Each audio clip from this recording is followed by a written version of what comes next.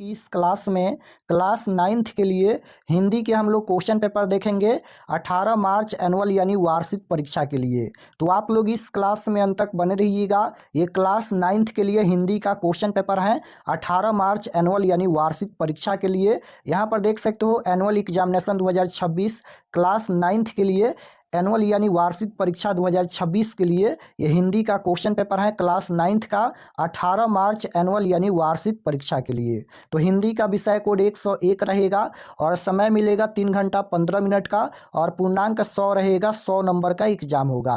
तो सबसे पहले पेपर में खंड अ मिलेगा। खंड अ में आपसे ऑब्जेक्टिव टाइप क्वेश्चन पूछा जाएगा।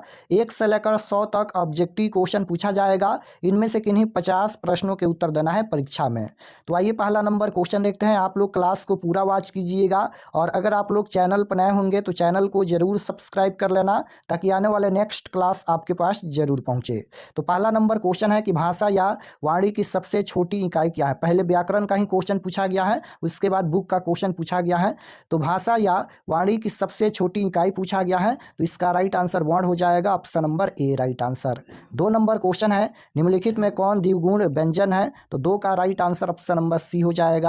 3 नंबर है हिंदी में स्वर वर्णों की संख्या कितनी है। तो हिंदी में स्वर वर्णों की संख्या कितनी है तो राइट आंसर हो जाएगा 11। 4 नंबर क्वेश्चन है ब वर्ण का उच्चारण स्थान। तो ब का उच्चारण स्थान ओष्ठ होता है। राइट आंसर डी हो जाएगा ओष्ठ। क्वेश्चन नंबर 5 यहाँ पर पूछा गया है कि ग वर्ण का उच्चारण स्थान क्या है। तो क ख ग का उच्चारण स्थान क्या होता है तो याद रखिएगा कंठ होता है। Right answer option number A हो जाएगा। ग का उच्चारण स्थान क्या होता है कंठ होता है। 6 नंबर क्वेश्चन है निम्नलिखित में कौन वर्ण संयुक्त व्यंजन है। तो 6 का राइट आंसर सी हो जाएगा त्र। क्वेश्चन नंबर 7 है निम्नलिखित में कौन अनुनासिक वर्ण है। तो 7 का राइट आंसर ए हो जाएगा म। क्वेश्चन नंबर 8 यहाँ पर पूछा गया है कि 2 वर्णों के मेल से होने वाले विकार को क्या कहते हैं। तो 2 वर्णों के मेल से होने वाले विकार को क्या कहते हैं तो संधि कहते हैं। राइट आंसर बी हो जाएगा। अभ्युदय का संधि विच्छेद क्या होगा। तो 9 का राइट आंसर सी हो जाएगा अभि प्लस उदय होता है। 10 नंबर क्वेश्चन पूछा गया है कि एकाक शब्द का संधि विच्छेद क्या होगा। तो 1 + 1 हो जाएगा option number D right answer. इत्यादि शब्द का संधि विच्छेद। तो इत्यादि का संधि विच्छेद क्या होता है इति प्लस आदि होता है। ऑप्शन नंबर ए में दिया गया है। राइट आंसर ए हो जाएगा। इत्यादि शब्द का संधि विच्छेद इति प्लस आदि होता है।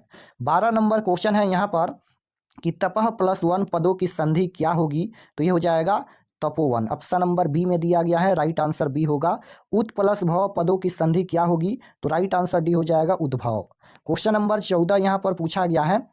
14 नंबर क्वेश्चन है मनावन शब्द का वर्ण विच्छेद क्या होगा। तो 14 का right answer option number D हो जाएगा। यहाँ पर म प्लस अ प्लस न प्लस ओ प्लस ह प्लस अ प्लस र प्लस अ हो जाएगा। तो right answer D. Question number 15 देखिएगा यहाँ पर इन ध्वनियों के मेल से कौन सा शब्द बनेगा, यानी इसको जोड़ेंगे तो कौन सा शब्द बनेगा। तो राइट आंसर क्या हो जाएगा यज्ञ बनेगा। ऑप्शन नंबर बी में दिया गया है। क्वेश्चन नंबर 16 पूछा गया है निम्नलिखित में कौन शुद्ध शब्द है। तो शुद्ध शब्द पूछा गया है तो शुद्ध शब्द परमेश्वर हो जाएगा। डी में दिया गया है। निम्नलिखित में कौन अशुद्ध शब्द है। तो अशुद्ध शब्द पूछा गया है तो अध्ययन हो जाएगा यहाँ पर अशुद्ध शब्द। क्वेश्चन नंबर 18 पूछा गया है कि विराम शब्द का शाब्दिक अर्थ क्या होता है। तो राइट आंसर डी हो जाएगा ठहराव। निम्नलिखित में प्रश्नवाचक चिन्ह कौन है। तो देखिए यहाँ पर लास्ट में इस प्रकार से प्रश्न पूछा गया है। तो प्रश्नवाचक चिन्ह ऑप्शन नंबर सी में दिया गया है। राइट आंसर सी होगा। यथाशक्ति शब्द कौन समास है। तो यथाशक्ति कौन सा समास है। तो ये हो जाएगा अविभाव समास। राइट आंसर डी होगा। चंद्रमुख है शब्द कौन सा समास है। तो चंद्रमुख ये कर्मधारय समास है। सोमवार की संज्ञा का उदाहरण है। तो सोमवार ये व्यक्तिवाचक संज्ञा का उदाहरण है। Right answer option number A हो जाएगा व्यक्तिवाचक।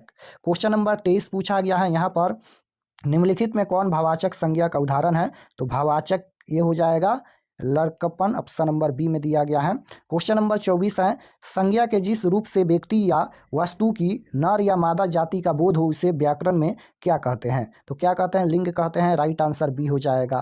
क्वेश्चन नंबर 25 देखिएगा रोटी शब्द किस लिंग का उदाहरण है। रोटी शब्द तो रोटी शब्द ये हो जाएगा स्त्रीलिंग शब्द। ऑप्शन नंबर बी में दिया गया है। प्यास शब्द किस लिंग का उदाहरण है। तो प्यास ये हो जाएगा पुल्लिंग शब्द। Right answer option number A हो जाएगा। कामना शब्द का बहुवचन। तो कामना शब्द का बहुवचन पूछा गया है तो कामने हो जाएगा। Right answer D. वह घर से बाहर आया इस वाक्य में कौन कारक है। तो वह घर से बाहर आया तो अपदान से होता है तो अपदान कारक हो जाएगा। क्वेश्चन नंबर 29 देखिएगा पूछा गया है यहाँ पर कि यह सोहन का घर है, इस वाक्य में कौन सा कारक है? कारक पूछा गया है तो संबंध कारक है।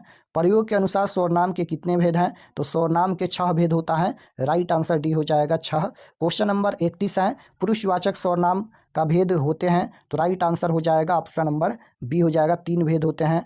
काली गाय यह किस वाक्य का उदाहरण है? तो ये हो जाएगा गुणवाचक, ऑप्शन नंबर ए। जिस शब्द से किसी काम का करना या होना समझा जाए उसे क्या कहते हैं? तो क्या कहते हैं? तो राइट आंसर बी हो जाएगा, क्रिया कहते हैं।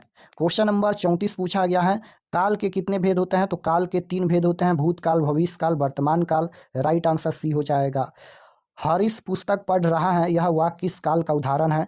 तो पुस्तक पढ़ रहा है यानी अभी पढ़ रहा है, तो वर्तमान काल हो जाएगा। Right answer option number A होगा, वर्तमान काल।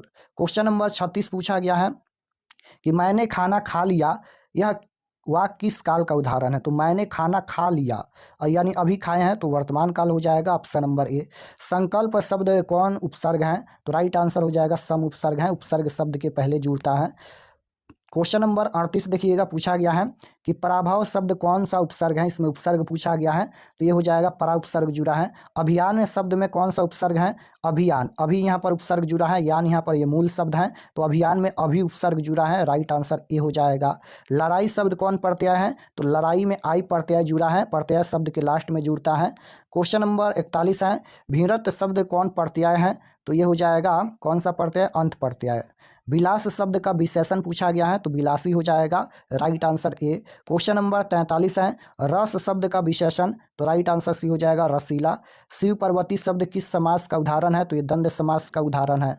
आदान शब्द का विलोम शब्द क्या होगा? तो विलोम शब्द मतलब उल्टा शब्द होता है, तो आदान का उल्टा क्या हो जाएगा? प्रदान हो जाएगा। Right answer C.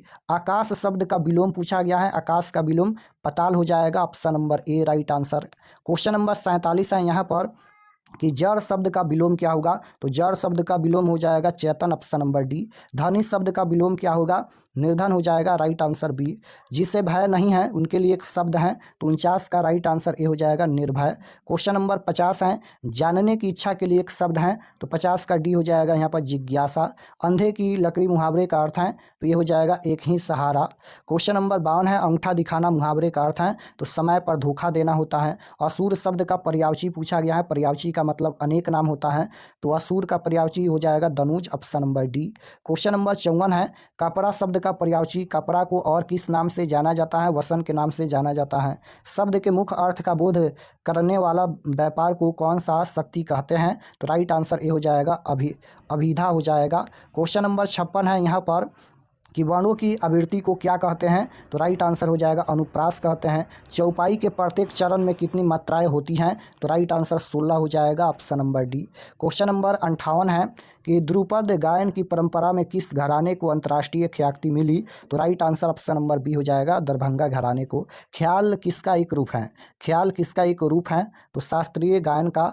भारतीय संगीत का अपना तंतुवाद कौन रहा है? तो राइट आंसर 60 नंबर का, ऑप्शन नंबर यहाँ पर ए राइट आंसर हो जाएगा, सारंगी। क्वेश्चन नंबर 61 देखिएगा, पूछा गया है। अब यहाँ पर ये बुक का क्वेश्चन आ गया, निम्न में कौन विश्व का सर्वश्रेष्ठ शहनाई वादक है? तो विश्व का सर्वश्रेष्ठ शहनाई वादक बिस्मिल्लाह खां है। राइट आंसर ए हो जाएगा, बिस्मिल्लाह खां। क्वेश्चन नंबर 62 है, पखावज का दूसरा नाम क्या है? तो right answer option number B हो जाएगा, मृदंग। क्वेश्चन नंबर 63 पूछा गया है, झिझिया क्या है? तो झिझिया क्या है? झिझिया नृत्य है। राइट आंसर बी हो जाएगा। जिस दिन बारात जाती है उस दिन की रात में दूल्हे के घर नारियां क्या करती हैं? तो right answer option number A हो जाएगा, डोमकच। बिहार में चित्रकला का व्यापक विकास किस रूप में हुआ? तो राइट आंसर 65 नंबर का, ऑप्शन नंबर बी हो जाएगा, पटना कलम के रूप में। कहाँ से बौद्ध प्रचारकों के साथ साथ चित्रकार तथा मूर्तिकार भी बाहर भेजे जाते थे? तो right answer option number B हो जाएगा, पाटलिपुत्र से। क्वेश्चन नंबर 67 है, पटना चित्र शैली के प्रमुख चित्रकारों में कौन शामिल नहीं है? तो राइट आंसर हो जाएगा, डॉक्टर नागेंद्र मोहनी। मिथिला की रंगीन चित्रकारी को मिली है, तो मिथिला की रंगीन चित्रकारी को मिली है, तो राइट आंसर हो जाएगा, अंतर्राष्ट्रीय प्रसिद्धि मिली है। राइट आंसर ये हो जाएगा, अंतर्राष्ट्रीय प्रसिद्धि। क्वेश्चन नंबर 69 है कि मिथिला चित्रकला के कितने प्रमुख रूप दिखाई पड़ते हैं? तो right answer option number A हो जाएगा, 2। बिहार बंधु नामक पत्रिका के संपादक कौन थे? तो राइट आंसर बी हो जाएगा, केशव राम भट्ट। क्वेश्चन नंबर 71 है यहाँ पर मनोरंजन नाटक मंडली आरा के संस्थापक कौन थे? तो राइट आंसर हो जाएगा पंडित ईश्वरी प्रसाद शर्मा। निम्नलिखित में कौन अभिनेता बिहार राज्य के हैं? तो right answer option number A हो जाएगा शत्रुघ्न सिन्हा। क्वेश्चन नंबर 73 पूछा गया है, मैं निर्भरी दुख की बदली शीर्षक कविता के रचनाकार कौन है? तो राइट आंसर हो जाएगा Mahadevi Verma, option number D. दक्षिणी अमेरिकी देश चिली के पराल शहर में किस कवि का जन्म हुआ था? तो राइट आंसर हो जाएगा पाल्बो नेरुदा का जन्म हुआ था। क्वेश्चन नंबर 75 है, समुद्र शीर्षक कविता में किसका चरित्र प्रकट किया गया? तो राइट आंसर बी हो जाएगा समुद्र का। भीगी हुई चिड़िया की तरह कौन फुरफुराती थी? तो राइट आंसर ऑप्शन नंबर 76 का डी हो जाएगा निम्मो। क्वेश्चन नंबर 77 पूछा गया है कि कितने मुकदमे लंबित हैं तुम्हारी अदालत में कितने साल से, यह किस शीर्षक कविता की पंक्ति हैं? तो ये हो जाएगा मेरा ईश्वर। मेरा ईश्वर शीर्षक कविता में किसने दुखी न रहने की ठान ली है? तो राइट आंसर हो जाएगा कवि ने, ऑप्शन नंबर सी हो जाएगा। क्वेश्चन नंबर 79 है, किस शीर्षक कविता में गीतों फूलों और विधा की खेती करने की बात की गई है? तो इसका आंसर हो जाएगा पूरा हिंदुस्तान मिलेगा। आ रही रवि की सवारी शीर्षक कविता में रात का राजा राह में क्या बनकर खड़ा रहा? तो राइट आंसर हो जाएगा भिखारी, ऑप्शन नंबर डी। प्रिय प्रिय प्रवास के रचनाकार कौन है? तो प्रिय प्रवास के रचनाकार अयोध्या सिंह उपाध्याय हरिऔध हैं। राइट आंसर ए हो जाएगा। गुरु गोविंद सिंह का जन्म किस राज्य में हुआ था? किस राज्य में हुआ था? बिहार में हुआ था। क्वेश्चन नंबर 83 है, हिंदी के प्रसिद्ध सूफी कवि कौन थे? तो ये हो जाएगा मंझन। निम्नलिखित में कौन संत कवि हैं? तो ये हो जाएगा रविदास। क्वेश्चन नंबर 85 पूछा गया है, भगजोगनी किस कहानी की पात्रा है? भगजोगनी ये किस कहानी की पात्रा है? कहानी का प्लांट की पात्रा है। राइट आंसर डी हो जाएगा कहानी का प्लांट। क्वेश्चन नंबर 86 है, युवान चांग किसके समय में भारत आए थे? तो राइट आंसर हो जाएगा सम्राट हर्षवर्धन के समय। 87 नंबर क्वेश्चन है कि वियोग किनका प्रसिद्ध गद्य काव्य है? तो राइट आंसर डी हो जाएगा लक्ष्मी नारायण सुधांशु।